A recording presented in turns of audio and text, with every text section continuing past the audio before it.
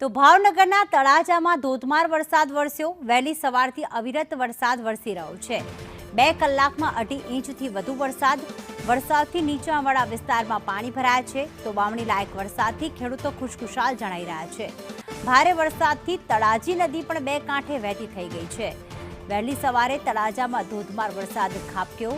વાવણી લાયક વરસાદથી ખેડૂતો તો ખુશખુશાલ છે જ, પરંતુ તળાજી નદીમાં વરસાદી પાણી આવ્યા છે। ધરતીપુત્રોમાં ખુશીનો માહોલ છે। સવારે 6 વાગ્યાથી જ સાંબેલાધાર વરસાદ વરસી રહ્યો છે। સોસાયટીમાં જે નીચાણવાળા વિસ્તારો છે ત્યાં પાણી ભરાઈ ગયા છે। દુકાનોની બહાર પણ પાણી ભરાયેલા ક્યાંક જોવા મળી રહ્યા છે। તો તળાજી નદી 2 કાંઠે વહેતી થઈ ગઈ, એટલો ધોધમાર વરસાદ ખાબક્યો।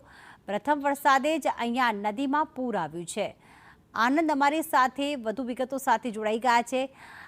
આનંદ, અસહ્ય ઉકળાટ, કાળઝાળ ગરમી બાદ આખરે રાહત થઈ સામાન્ય લોકોને અને ખેડૂતોને પણ। ત્યારે કેવો માહોલ સર્જાયો તળાજા ખાતે?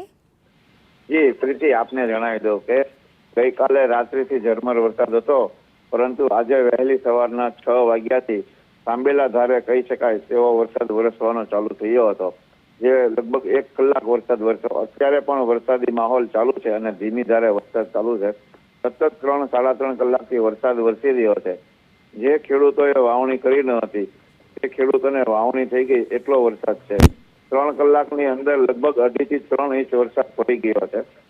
તળાજાની સોસાયટી વિસ્તારમાં મોટાભાગના ઘરોમાંથી ફોન આવી રહ્યા છે, નીચાણવાળા વિસ્તારોમાંથી, કે અમારા ઘરમાં પાણી ઘૂસી રહ્યા છે।